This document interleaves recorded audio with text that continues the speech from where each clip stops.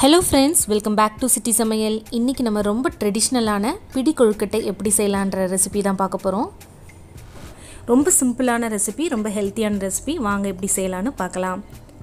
இன்னைக்கு ஒரு 200 கிராம் வெல்லம் எடுத்துர்க்கறேன். குண்டு வெல்லம். அதை வந்து நல்லா 1-2 உடைச்சு விட்டு பாகு மாதிரி நம்ம முதல்ல காய வச்சு எடுத்துக்கலாம். சோ ஒரு 1/2 டம்ளர் அளவு தண்ணி சேர்த்து கொதிக்க வச்சு அதை ஃபில்டர் பண்ணி எடுத்துக்கலாம். இது ஏன் செய்யறோம்னா நார்மலாவே வெல்லத்துல சின்ன சின்ன அடியில பாத்தீங்கன்னா கற்கள்லாம் இருக்கும். சோ அதுக்காக தான் இந்த மாதிரி ஃபில்டர் பண்ணி எடுத்துக்கறோம். இப்போ pan வச்சு நம்ம ஃபில்டர் பண்ணி எடுத்த பாகு வெல்லத்தை வந்து இதல நம்ம சேர்த்துக்கலாம். நான் 1 கப் அரிசி மாவு, பச்சரிசி மாவு எடுத்துர்க்கறேன். சோ 1 கப்புக்கு 1.5 ல இருந்து 1.5 டம்ளர் அளவு தண்ணி வந்து தேவைப்படும். சோ நான் 1 டம்ளர் பாகு காசன வெல்ல பாகு ஆட் பண்ணியாச்சு. அடுத்து ஒரு 1/4 டம்ளர் அளவு தண்ணி சேர்த்துக்கறேன். இது ரெண்டும் நல்லா நமக்கு பாயில் ஆகணும். ஃப்ளேவர்க்காக நம்ம 1 ஸ்பூன் அளவு ஏலக்காய் பொடி சேர்த்துக்கலாம். கொழுக்கட்டையில முக்கியமான ஃப்ளேவர் தரக்கூடிய இன்னொரு பொருள் என்னன்னு பாத்தீங்கன்னா இந்த தேங்காய். இந்த தேங்காயை அவங்க விருப்பத்துக்கு ஏத்தார் போல சேர்த்துக்கலாம். நான் இன்னைக்கு வந்து சின்ன சின்ன பீசஸா கட் பண்ணி சேர்த்திருக்கேன். உங்களுக்கு துருவலா சேர்த்து கொழுக்கட்டை சாப்பிடணும்னு ஆசையா இருந்தா சாப்பிட்டுக்கலாம். எனக்கு வந்து இந்த மாதிரி சாப்பிடும்போது சின்ன சின்ன பீசஸ் நமக்கு தேங்காய் வாயில சிக்கும்போது அது ரொம்பவே சுவையா இருக்கும். வெல்லம், அந்த அரிசி மாவு, தேங்காய்லாம் சேர்ந்து சாப்பிடும்போது ரொம்ப ஒரு சுவையோட இருக்கும். சோ பாகு வந்து நல்லா கொதிச்சிருச்சு. இந்த ஸ்டேஜ்ல நம்ம 1 கப் அளவு அரிசி மாவு நம்ம ஆட் பண்ணிக்க போறோம். நீங்க கடையில வாங்கிருந்தாலும் ஓகே, இல்ல வீட்ல நம்ம அரிசியை காய வச்சு அரைச்சிருந்தாலும் ஓகே. சோ 1 கப் அளவு பச்சரிசி மாவு எடுத்துக்கலாம். இத வந்து கட்டி படாம நம்ம நல்லா கலந்து விடணும். சோ அடுப்பை கம்ப்ளீட்டா சிம்ல வச்சிட்டே நம்ம கலந்துக்கலாம். உங்களுக்கு ரொம்ப கஷ்டமா இருந்துச்சுனா அடுப்பை ஃபுல்லாவே கட் ஆஃப் பண்ணிட்டு கலந்துக்கலாம். ஏனா நமக்கு அந்த ஹீட் இருக்கும். நம்ம திரும்பவும் இத வந்து ஸ்டீம் பண்ண போறோம். அதனால நம்ம மிக்ஸ் பண்ணி எடுத்துக்கலாம். ஒரு சப்பாத்தி மாவு பதத்துக்கு நம்ம மிக்ஸ் பண்ணி எடுத்துக்கலாம்.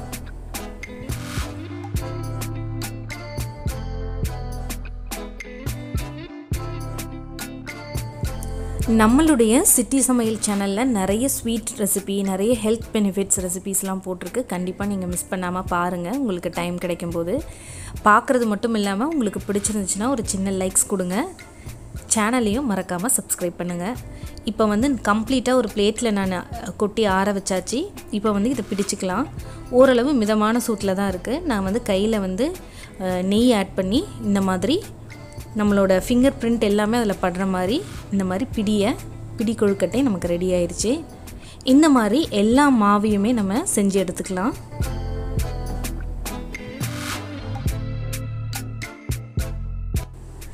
பிடி கொழுக்கட்டைக்கு நம்ம எல்லாமே பிடிச்சு வச்சாச்சு. இப்போ வந்து ஸ்டீம் பண்ணி எடுக்க போறோம்.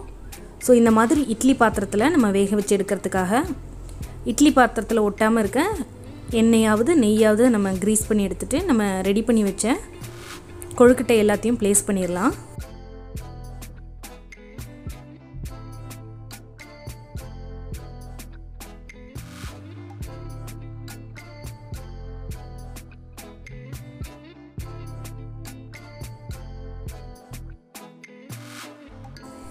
எல்லா கொழுக்கட்டையும் இந்த மாதிரி நம்ம அடுக்கி வச்சாச்சு. இப்போ வந்து அதோட மூடியை போட்டு ஒரு 10 நிமிஷம் நல்லா ஸ்டீம் பண்ண போறோம்.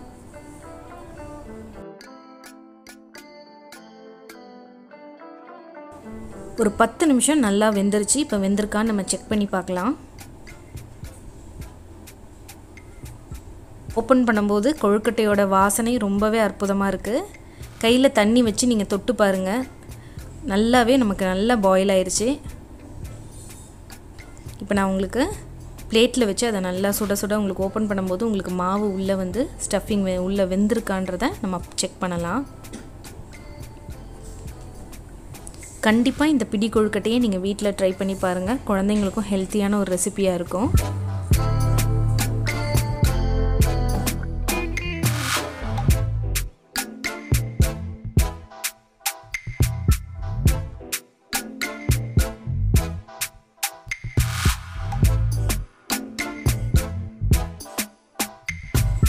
இந்த வீடியோ உங்களுக்கு பிடிச்சிருந்துச்சுனா லைக் பண்ணுங்க, ஷேர் பண்ணுங்க.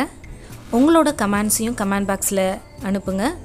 மறக்காம நம்மளோட சேனலான சிட்டி சமையலை சப்ஸ்கிரைப் பண்ணுங்க. வேற ஒரு வித்தியாசமான ரெசிபியோட உங்களை மீட் பண்றேன். நன்றி, வணக்கம். இது அறுசுவையின் திறவுகோல்.